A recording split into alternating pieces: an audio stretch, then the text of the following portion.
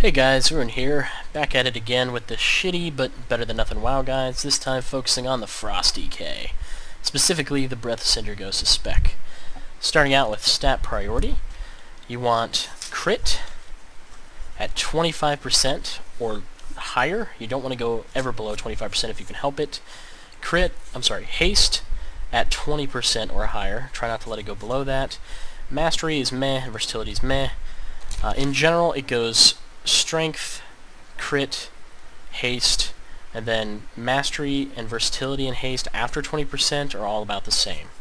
So once you get your crit squared away and your haste squared away, after that you can kind of just fill out your stats however you want, mainly going for as much strength as possible.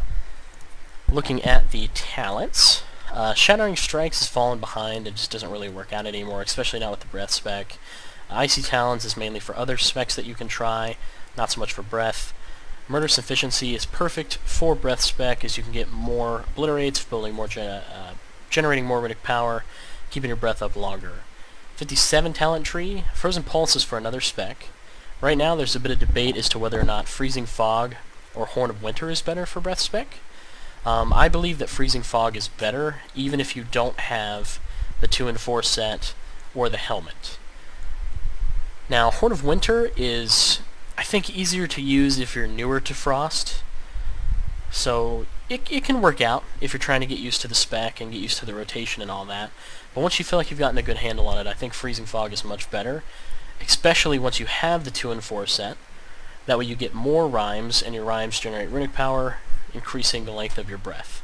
Once you get the legendary Helm, if you're lucky enough to get that, Freezing Fog is a necessity. It makes it way too good not to take it.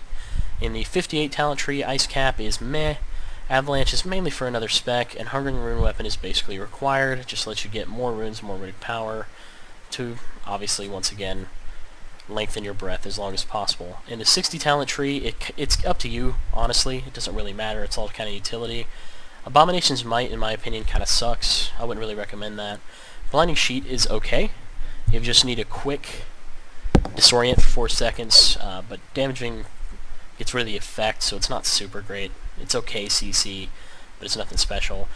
Winter is Coming just makes it so that if your Pillar of Frost is up, and your Morse Winter is hitting stuff, you get a nice AoE stun, and that does not break on being hit, so that's what I take. To me, it feels like it's the best, although it is hard to actually synergize between the two and do it often. In the 75 talent row, once again, it's kind of up to you. It doesn't really matter. Volatile Shielding is debatable, because it does give you damage, but it removes the runic power generation off of Anti-Magic Shell, which is really good. So I wouldn't really recommend it, to be honest. Permafrost is just great passive damage reduction. You don't have to worry about it, it's just passive. White Walker just basically gives you a defensive attached to your sprint. It's okay. It just depends on the fight, what you want to use. I just like using Permafrost, it's easier. In the 90 talent row, Frost Scythe and Runic Attunation are really for other specs. Gathering Storm is just too good right now not to go for, because it synergizes really well with Breath spec. Because while you're using Breath, you can use global cooldowns at the same time, which is why Breath is good. It's not necessarily that Breath does a lot of damage, but it's just passively breathing out damage while you're doing, hitting your abilities and doing your normal rotation. Also, because you're using runic power using Breath, you get, Runic Empowerment. So you have a chance to gain a rune, so you're going to be gaining a lot more runes, you're going to be using a lot more obliterates, you're going to be spending more runes, which is going to make it so that you're getting a lot of stacks of Gathering Storm, which is going to increase its damage by a lot. So everyone's going for that right now. In the 100 talent tree, both Obliteration and Glacial Advance are really for other specs. Obviously this is Breath spec, take Breath. Let's go over the rotation. And this is mainly going to focus on a single target rotation. So if you're going from a 10-second timer, you're going to be popping your potion at about 2 seconds.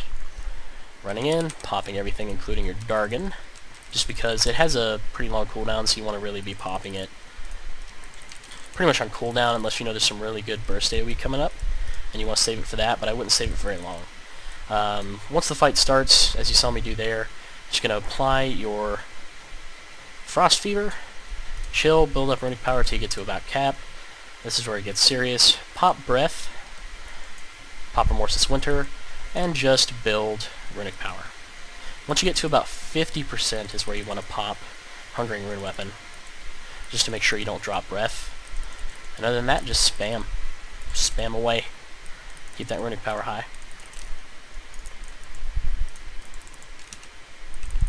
I'm actually using my tank trinkets for this video.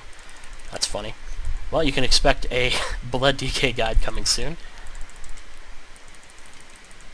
Otherwise, just keep your breath up for as long as you can. Now, once your breath drops, which I'm about to drop very soon here, you're just going to go back to your normal rotation. Just use Rhyme when it's up, Obliterate pretty much the whole time, try to dump some runes into Remorseless Winter to bring those stacks up, and Frost Strike to make sure you don't cap out at runic power, and so that you get more runes. Other than that, you're going to notice that your breath is on a 2-minute cooldown, but your Hungering Rune Whip is on a 3-minute cooldown. I recommend saving your breath for your second breath until Hungering Rune Weapon is back off cooldown. Otherwise, it's going to be a really short breath, or you're not really going to make much of it. So save that second Hungering Rune Weapon until... save that breath until your Hungering Rune Weapon comes back up, and then just wash, rinse, and repeat back through the whole process. Put my DPS trinkets back on. Otherwise, as far as enchantments go, it's Hidden Satyr, Strength, and for your rings, really, if you're below on haste or crit, just get those. If you're good on haste and crit, I would recommend just getting crit. Crit's great for this spec. For gems, just first gem slot you get, put a 200 strength gem in it. After that, just put crit in it, or whatever you need to get those back up to a number that's good for you. I believe that's everything we need to go over. I should be uploading a fight of a normal Croesus here in a little while.